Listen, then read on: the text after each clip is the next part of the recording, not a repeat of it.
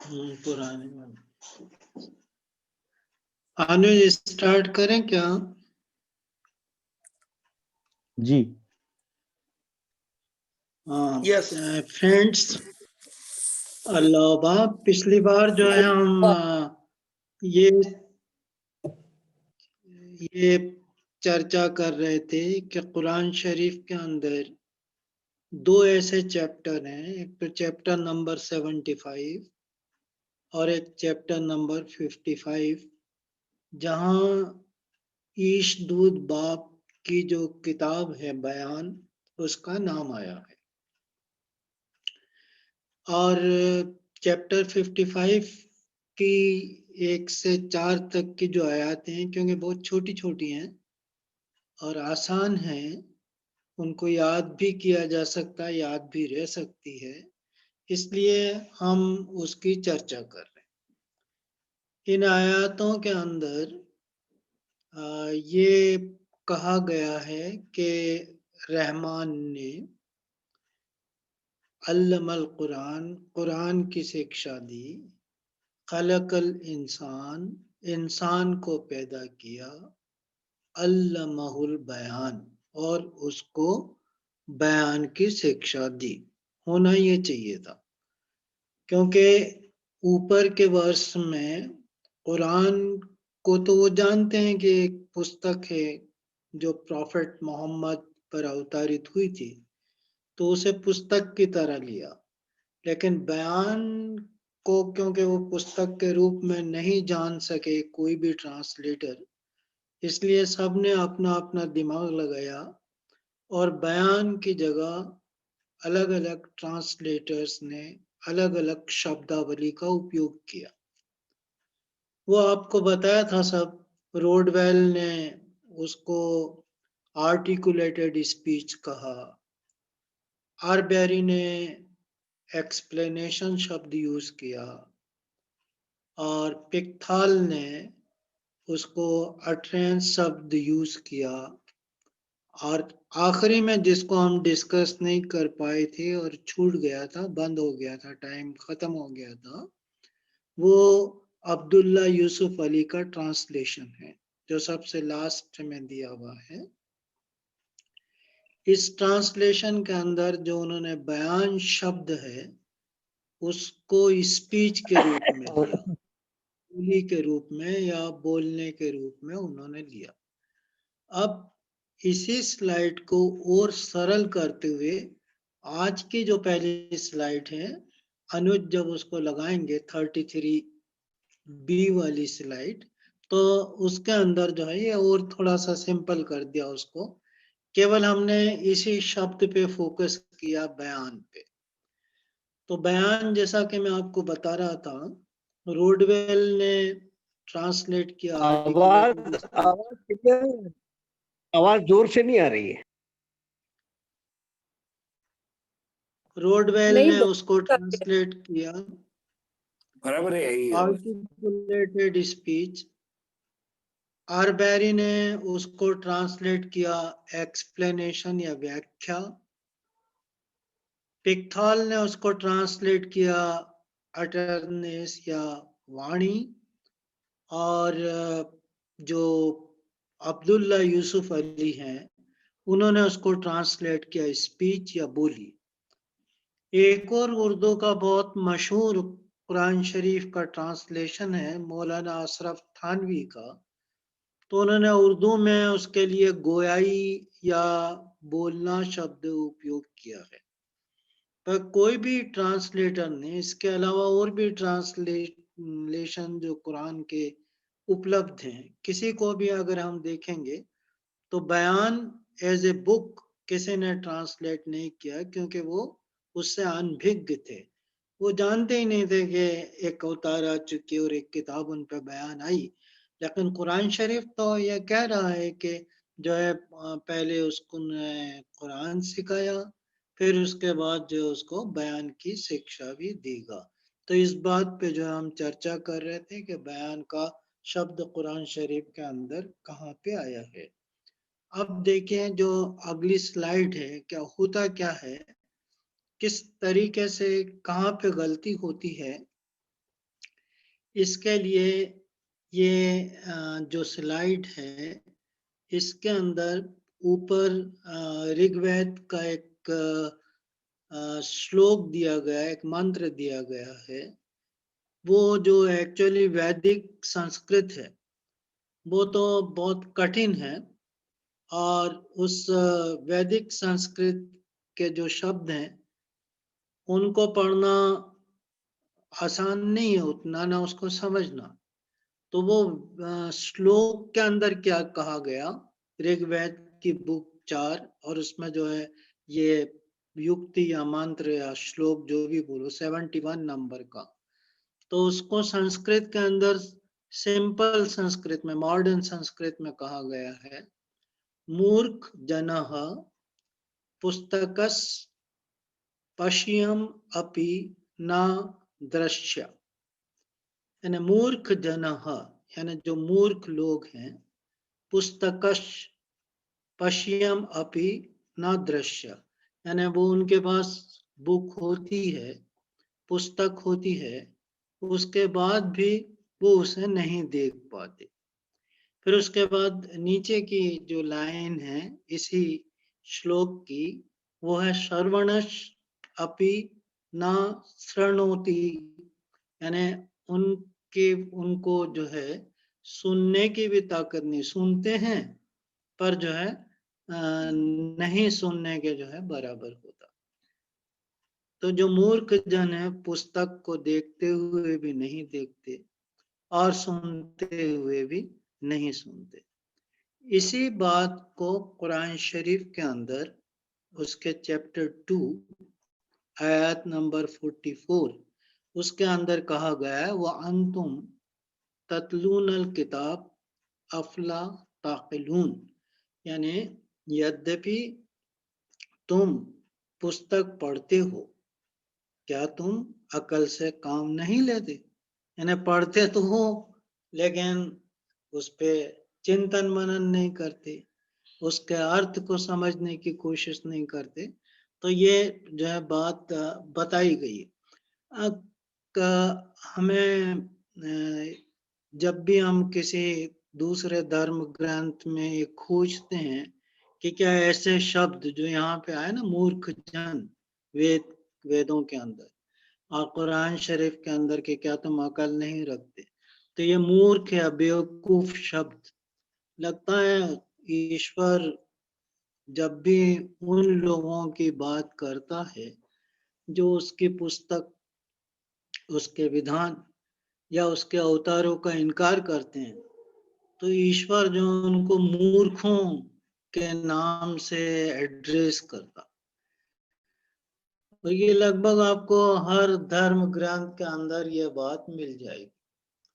जैसे किताब अक़दस के अंदर ही आप दूसरा श्लोक देखेंगे, तो उसमें वो कहा गया कि is accounted among the abject and the foolish, यानी उनकी जो गिनती है वो मूर्खों के अंदर शुमार होती है और अधमों में शुमार होती है, यानी जो उसके नियम को नहीं मानते।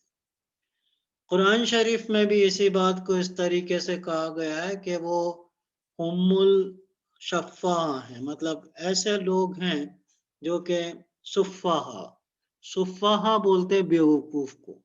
तो ये कुरान शरीफ के अंदर अगेन जो आयत है, उसके दूसरे चैप्टर की 13 नंबर की आयत है, जिसमें ये बेवकूफ शब्द आया कि हुम्मुस सुफ़ाहा, कि वही लोग हैं जो बेवकूफ हैं। उसके आगे बताया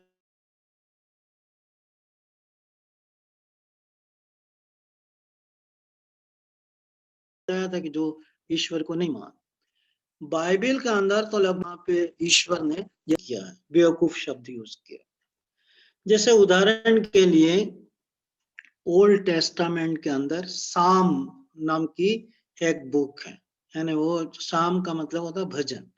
तो ईश्वर के जो है भजन है, उस साम नाम के बुक के अंदर उसके 14 चैप्टर में, साम के अंदर 14 चैप्टर में जो वर्स नंबर 1 है, उसके अंदर ईश्वर कह रहा है कि the fool hath said in his heart, there is no God. कि जो मूर्ख हैं वो अपने दिल में ये कहते हैं कि कोई ईश्वर नहीं है। तो जो ईश्वर का इनकार करे, उसके पुस्तकों का इनकार कर दे, उसके अवतारों का इनकार कर दे, ईश्वर उनको मूर्खों के अंदर गिनता। तो कितना मतलब उसका वो है कि चाहे भले से उनके पास कितनी डिग्रियां हों, कितने बड़े फिलोसोफर्स हों, कितने बड़े साइंटिस्ट हों, उलमा हों, धर्मगुरु हों, विद्वान हों, कुछ भी हों, पर अगर वो ईश्वर के भेजे हुए अवतारों का इनकार कर देते हैं तो उनका सारा ज्ञान मलियामेट हो जाता है ईश्वर की दृष्टि में और उनको जो है मूर्खों के अंदर गिना जाता। तो इस स्लाइड का जो ये हेडिंग है कि ये पढ़ना भी कोई पढ़ना है, कि आपके पास पुस्तक है, आप उसको बड़ी श्रद्धा के साथ पढ़ते हो, लेकिन क्या उसके अंदर लिखा है उसका मतलब नहीं समझते और कभी उस पे चिंतन मनन नहीं करते। और जब कोई आपके सामने मैसेज लेके आता है, आपकी पुस्तकों से आपको समझाने की कोशिश करता है, तो ऐसे लोग भी देखे गए हैं कि जब हम उनको पुस्तक देते हैं कि आप पढ़िए, इसके अंदर आपको पता लगेगा, तो वो हाथ नहीं लगाते। वो कहते हैं अरे नहीं नहीं, हम जो है पापी बन जाएंगे, हमारा तो ईमान चला जाएगा, हम इस पुस्तक को छू भी लेंगे। तो इस तरीके के भी लोग हैं जो अपने आप को विद्वान समझते हैं, लेकिन ईश्वर की नजर के अंदर वो नरे मूर्ख हैं। अब इससे आगे वाली जो स्लाइड है, इस स्लाइड के अंदर हम दिव्य आत्मा बाप के मामूओं के बारे में जानते हैं। अब यहाँ से किताब इकान की वो हिस्ट्री शुरू होती है जिनका संबंध दूसरे एस्पेक्ट से किताब इकान के। आपको शुरू में बताया था कि किताब इकान दो पर्पजों को पूरा करती है। एक तो ये कि जो पूर्व के धर्म है उसकी भविष्यवाणियों को पूरा करती है, वो आपको सब बताया था अलग अलग धर्म से उदाहरण दे दे के। अब इसका दूसरा जो पर्पस है किताब यकान का, वो जो ईशदूत बाप थे उनके मामा के प्रश्नों को समाधान करना, उसका उत्तर देना, ये दूसरा पर्पस है किताब यकान के अवतरित होने का, उसके रिबिल्ड होने का। अब जो बाप के मामा थे वो तीन उनके मामा थे। जो पहले मामा थे, जो सबसे बड़े थे, ज्येष्ठ मामा थे, उनका नाम था हाजी मिर्जा सैयद मोहम्मद। जो बीच वाले थे, सेकंड मामा थे, मैटरनल अंकल, उनका नाम था हाजी मिर्जा सैयद अली। और जो सबसे छोटे मामा थे, कनिष्ठ तीसरे नंबर के, उनका नाम था हाजी मिर्जा सैयद हसन अली। नाम रखना, याद रखना कोई मुश्किल नहीं है, इसलिए कि जो ईशदूत बाप है उनका नाम मोहम्मद अली में, देखिए दो नाम तो उनके नाम में आ जाता है अली मोहम्मद बाप में, कि एक तो उनके अली जो बीच वाले मामा है मंझले, और दूसरा बड़े वाले मामा मोहम्मद। तो अली मोहम्मद जो बाप का नाम था उसमें उनके दो मामा के नाम आ जाते हैं, तो याद रखना मुश्किल नहीं है। अब बचा एक तीसरे मामा, तो वो जो तीसरे मामा थे उनका नाम था हसन अली। तो ये तीन मामा थे। सब ज्यादातर आपने किताबी कान पहले पढ़ा होगा, तो इसके बारे में आप अच्छी तरीके से जानते हैं। अब मंझले मामा के बारे में पहले हम जान लें, फिर उसके बाद हम उनके बड़े मामा की तरफ आएंगे। तो जो अगली स्लाइड है उसमें मंझले मामा के बारे में बताएगा, जो सेकंड मैटरनल अंकल हैं उनके। तो इनका नाम जो था मिर्जा सैयद अली था। हम अब शार्ट के अंदर सैयद अली बोलेंगे।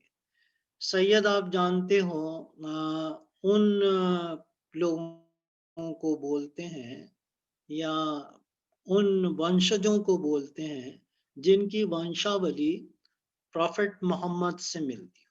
या प्रॉफेट मोहम्मद की जो बेटी थी फातिमा, और उनके जो हस्बैंड थे अली, उनसे जितनी भी संतानें हैं वो सैयद कहलाती हैं। तो क्योंकि बाप भी इसी लीनिएज से थे, उनकी वंशावली भी इसी से मिलती थी, तो वो भी सैयद थे। उनके मामाओं के आगे भी सैयद शब्द लगा हुआ है।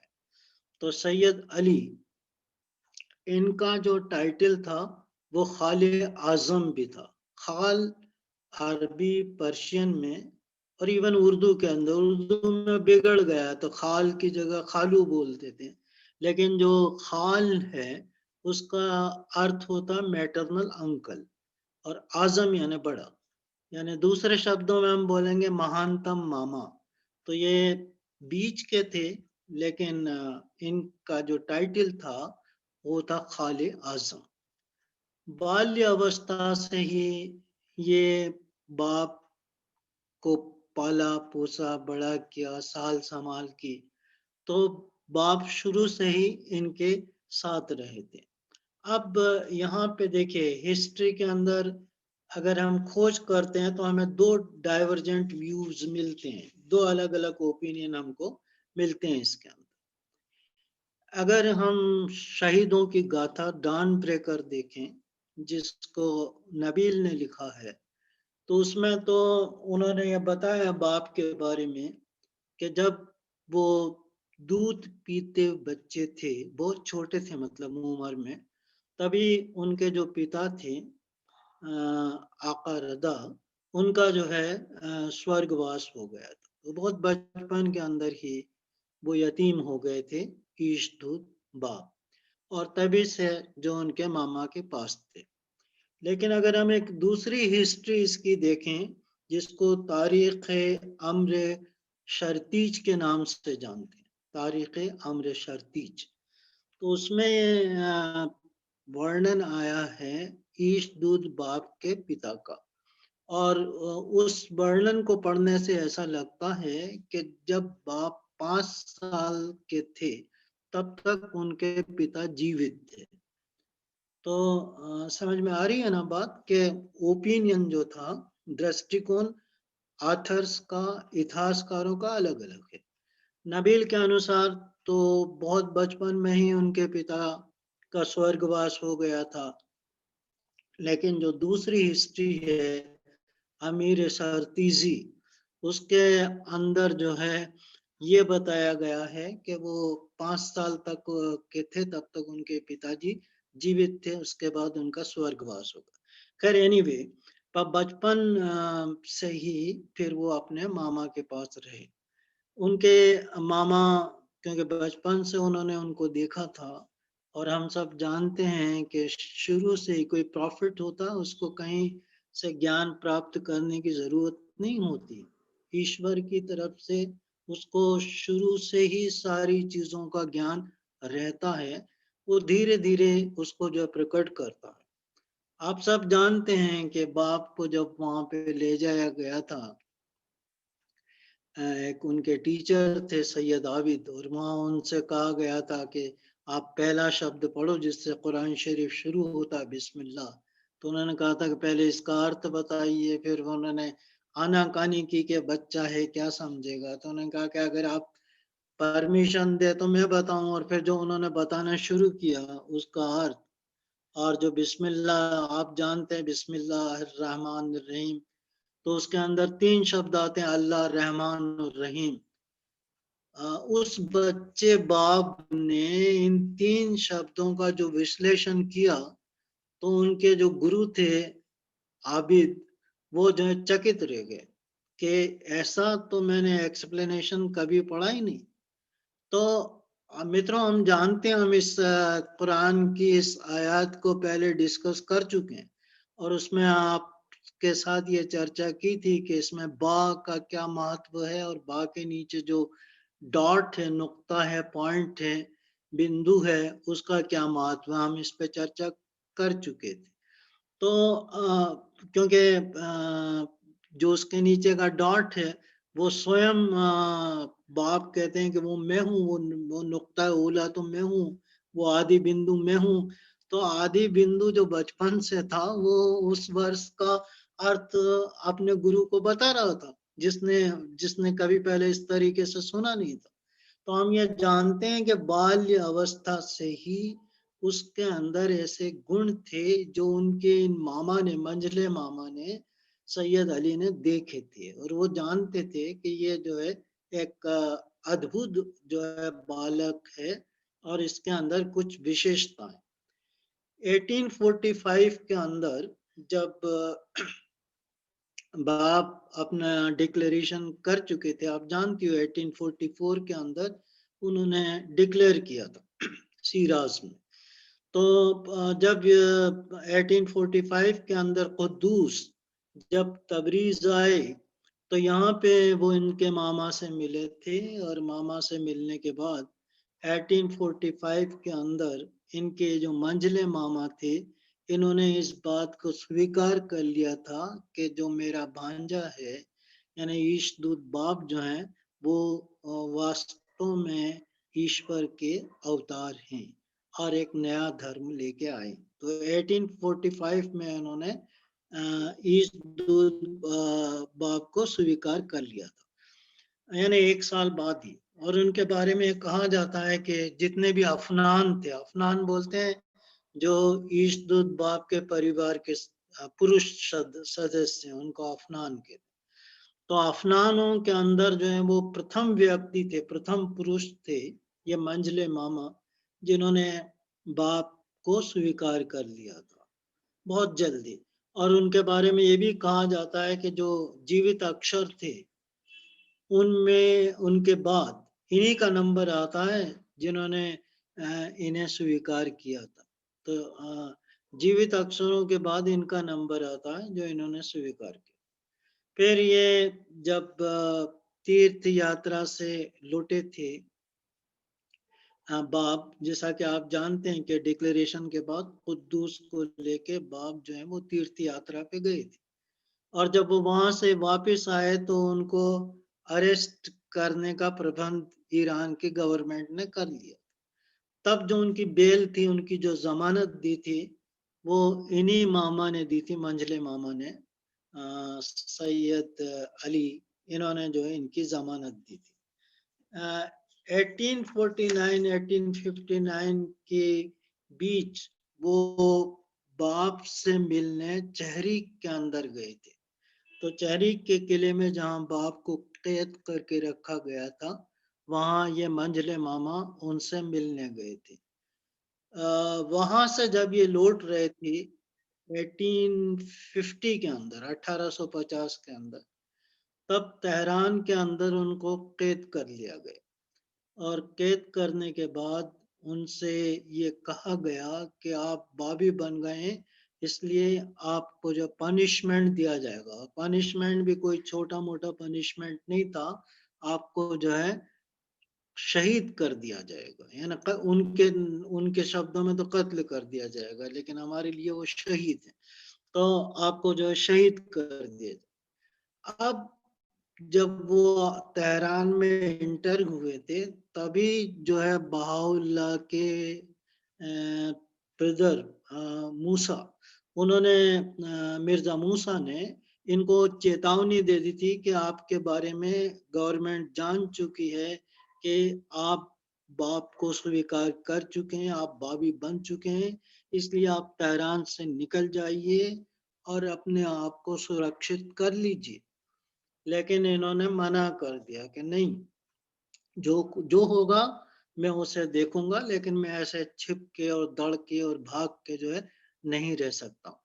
तो जब इनको अरेस्ट किया गया 1850 के अंदर, तो वहां के जितने भी व्यापारी थे तेहरान के, जब उनको पता चला कि शिराज के एक व्यापारी को बंद कर लिया गया है, तो उन्होंने धनराशि इकट्ठा की। उन सारे व्यापारियों ने जो इनके परिचित थे, इनको जानते थे, इनके साथ व्यापार करते थे, इनकी ईमानदारी के कायल थे, तो उन्होंने एक बड़ी धनराशि इकट्ठा की और वो जज के पास लेके गई और उससे कहा कि ये रैंसम आप ले लो, ये हम एक तोहफे की तरह आपके लिए ये रकम लाए हैं, आप इसको ले लीजिए और इनको छोड़ दीजिए, सैयद अली को जो है छोड़ दीजिए, यानी मंजले मामा को छोड़ दीजिए।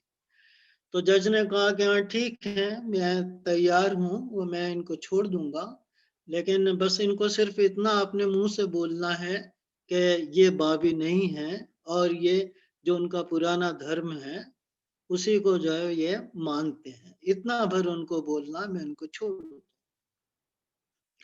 जब जज के सामने इनको लाया गया और इनसे पूछा गया कि आप क्या हैं, तो उन्होंने कहा कि मैं बाबी हूँ, और ये इस बात से इनकार कर दिया कि मैं अपने पिछले धर्म को स्वीकार करूं, बल्कि उल्टा उससे ये कहा कि जितना मैंने बाप को समझा और जाना है, यदि आप जान जाते तो आप भी मेरी तरह अपनी शहादत के लिए तैयार हो जाती है। जज को उन्होंने एड्रेस किया, तो वो उन्होंने अपने फेथ का, अपनी जो बिलीफ थी उसका इनकार नहीं किया, वो अडिग रहे, बाबी बने रहे, और उसकी सजा उनको ये मिली कि उन्हें शहीद किया गया।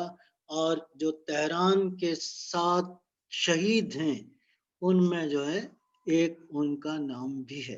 तो ये मंजले मामा थे, क्योंकि इन्होंने बाप की परवरिश की थी, इसलिए जो है इनको खाले आजम या महानतम मामा के नाम से हम जानते हैं। उसके बाद फिर जो इनके सबसे बड़े मामा थे, अगले उसमें प्रेजेंटेशन में हम उनको देखेंगे, ये उनके ज्येष्ठ मामा थे, फर्स्ट मैटरनल अंकल थे। इनका नाम जैसा कि आपको बताया मिर्जा सैयद मोहम्मद था। हम सैयद मोहम्मद के छोटे नाम से इनको एड्रेस करेंगे। ये शिराज और बुशायर, बुशायर एक पोर्ट सिटी है, तो शिराज और बुशायर यहाँ पे ये व्यापार करते थे और अपनी ईमानदारी के लिए और अपनी डीलिंग के लिए, अपने अच्छे बर्ताव और स्वच्छ हिसाब किताब के लिए ये सारे व्यापारियों के अंदर बहुत पॉपुलर थे। तो जब बाप के संपर्क में आते रहते थे, रिश्ते में थे, इसलिए बाप के घर कभी जाते थे, बाप कभी इनके यहाँ आते थे। और खासकर जब बाप पिलग्रिमेज के लिए जा रहे थे अपने डिक्लेरेशन के बाद, यानी 1844 में डिक्लेयर किया उन्होंने, उसके बाद वो पिलग्रिमेज के लिए निकले थे, तब बुशायर से ही वो बैठे थे नौका के अंदर, तो अपने मामा के घर में ही ठहरे थे। और जब वापिस आए पिलग्रिमेज से लौटे, तब तो बुशायर में कुछ दिन रहे थे, फिर इन्हीं मामा के घर बैठे रहे। तो मामा जो है इनको बहुत अच्छे तरीके से जानते थे। वो इस बात को मान बड़ी अनुग्राही है, यानी बड़ी हमेशा इबादत ईश्वर की, तो उनकी अनुग्राही आत्मा को समझते थे, उनकी भक्ति को वो जानते थे, उनके पवित्र व्यक्तित्व के वो प्रशंसक भी थे, लेकिन किंतु उनके धर्म के प्रति वो संशय में थे। यानी बाप ने जो कहा था कि मैं जो एक नया धर्म लाया हूँ, मैं मेहदी हूँ, मैं कायम हूँ, इस्लाम को मैं खत्म कर रहा हूँ और एक नया विधान है, और इस बात की खबर दे रहा हूँ कि मेरे बाद और महानतम ईश्वर के अवतार आएंगे। इस सब चीजों से वो संशय में थे, और उनको ये लगता था कि उनका जो भांजा है वो किस तरीके से कायम या मेहदी हो सकता। तो जब उनकी सोच में तब और बड़ा बदलाव आया जब उन्होंने ये देखा कि एक तो उनके भांजे को शहीद कर दिया गया, जो आप जानते ही हैं 1850 के अंदर, और तभी उसी लगभग उसी साल जो है उनके मंजले मामा को भी शहीद किया गया था तेहरान के अंदर। तो फैमिली के 2 मेंबर जो उनको बहुत प्रिय थे, उनका भांजा और उनका छोटा भाई यानी मंझला भाई, तो वो जो है दोनों को शहीद कर दिया गया। तो इससे बड़े वो अपसेट हुए और लगभग उन्होंने एक तरीके से शांति इख्तियार कर ली थी। वो बिल्कुल शांत रहने लगे थे और बाप के बारे में किसी से बात करना भी नहीं चाहते थे। पर जैसा कि आप जानते हो कि वो बाप के प्रशंसक भी थे, उनको मालूम था, उनको ये था कि बाप हो सकते हैं, लेकिन संशय उनके दिल में था और इस संशय को दूर करने के लिए बहुत सारे लोगों ने प्रयत्न किया उनको समझाने का। बहुत से ट्रैवलिंग टीचर इधर उधर जाया करते थे, तो इनके पास भी कुछ टीचर्स आते थे, कुछ बाबी आते थे, उनको समझाने की कोशिश करते थे, लेकिन वो जो है चर्चा ही नहीं करते थे, सुनते ही नहीं थे। हमेशा जो उनका अप्रोच था वो बिल्कुल निगेटिव टाइप का हुआ करता था। इसी तरीके की एक चर्चा उनके ही एक रिलेटिव ने उनसे की, जिनका नाम था आका नूरुद्दीन। तो आका नूरुद्दीन ने जब इनसे चर्चा की, तो उस चर्चा के समय इनकी बात काटते हुए, आका नूरुद्दीन की बात काटते हुए उन्होंने बोला कि मेरा भांजा, जिसको मैं शुरू से जानता हूँ, इसमें कोई शक नहीं कि उसमें बहुत सारी खूबियां हैं, बहुत पवित्र है, बहुत उच्च चरित्र का मालिक है, लेकिन वो कायम कैसे हो सकता? वो कायम के काबिल तो नहीं है, दिखता मुझे वो, ऐसा कह दिया उन्होंने। तो आका नूरुद्दीन ने कहा कि तुम, यानी जो बाप के ज्येष्ठ मामा सैयद मोहम्मद, उनसे सैयद मोहम्मद से कहा कि तुम तो वैसा बर्ताव कर रहे हो जैसे कि प्रॉफिट मोहम्मद के एक अंकल अबू लहब ने किया था। तो उनको ये नाम उन्होंने नाम तो नहीं दिया, लेकिन उनकी तुलना कर दी अबू लहब से। अबू लहब कौन थे? ये प्रॉफिट मोहम्मद के रियल अंकल थे और इनके बारे में कहा जाता है कि बहुत ही सुंदर व्यक्ति थे और जो चेहरा इनका था सफेद और ललास लिए हुए था, ललिमा चेहरे पे थी। तो ललिमा के कारण इनका नाम पड़ा अबू लहब। अबू का मतलब होता फादर, लहब का मतलब होता फायर या फ्लेम, यानी अग्नि का फादर, अग्नि का बाप, अग्नि का पिता। तो ये जो इनको कहा जाता था, इनकी चेहरे की उस लाली की वजह से जो इन पे थी, तो बहुत सुंदर थे उनके ये चाचा प्रॉफिट मोहम्मद के। लेकिन क्योंकि प्रॉफिट मोहम्मद के सबसे बड़े दुश्मन भी थे, तो अपने रंग के कारण उनको अबू लहब कहा गया। वैसे नाम तो उनका ऊजा था, तो अब्दुल ऊजा उनका नाम था, लेकिन उनका जो टाइटल था वो अबू लहब था। अब ये अबू लहब जो था, ये प्रॉफिट मोहम्मद के घर से लगा हुआ है, इनका घर था, इनके चचा का, अबू लहब का। और ये तो उनका विरोध करते ही करते थे अबू लहब, लेकिन जो उनकी पत्नी थी वो भी बहुत सुंदर थी, इसलिए उनको उम्मे जमील कहते हैं, कि जमील यानी सुंदर। तो सुंदर स्त्री थी वो और घर लगा लगा था। तो वो इनकी पत्नी ये करती कि घर का कूड़ा कचरा गंदगी प्रॉफिट मोहम्मद के घर पे जो है डाला करती थी, उनको तंग करने के। और जब प्रॉफिट मोहम्मद कहीं टीचिंग के लिए जाते या प्रेयर के लिए जाते, तो रास्ते में कांटे बिछाया करती थी। यानी इन वाइफ और हस्बैंड ने कोई कसर नहीं छोड़ी थी प्रॉफिट मोहम्मद को तंग करने की। तो ऐसे व्यक्ति की तुलना जो है आका नूरुद्दीन ने बाप के बड़े मामू से कर दी। तो ये उनको बड़ा शौक लगा कि क्या कह रही, मुझे अबू लहब के समतुल्य खड़ा कर दिया इन्होंने। तो उन्होंने कहा कि अच्छा, आप इसका सॉल्यूशन बताओ कि मैं बाप को जो है कैसे मान लूं, तो इसका कोई सॉल्यूशन आपके पास है?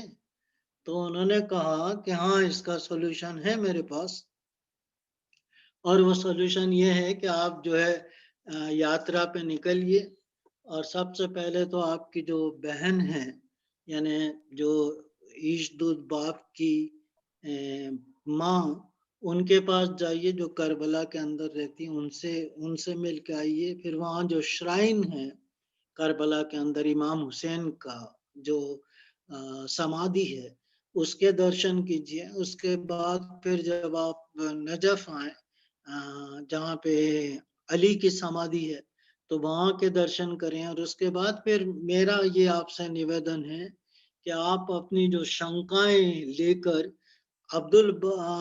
बहाउल्लाह के पास जाइए, और वहाँ पे जो है आप अपने प्रश्न उनके सामने रखिए, और फिर देखिए वो उनको समझने की कोशिश कीजिए। अपने प्रश्नों के उत्तर शायद आपको उससे मिल जाएंगे, और आप फिर अपने भांजे की इस पोजीशन को पहचान लेंगे जिसके बारे में आप संशय के अंदर हैं।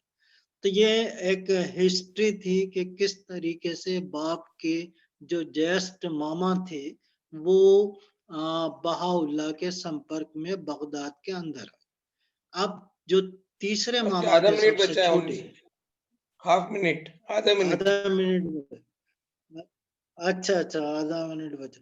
तो फिर अगली बार से हम जो है वो थोड़ा सा उनके बारे में, जो तीसरे मामा थे सैयद हसन, उनके बारे में बताने के बाद उन 4 प्रश्नों को हम लेंगे जो ये बहाउल्लाह के पास लेके गए थी, और जिसके समाधान में बहाउल्लाह ने किताब इक़ान जो है अवतरित की थी। तो इसको जो है हम अगली बार से लेंगे। कुछ जो है नियाज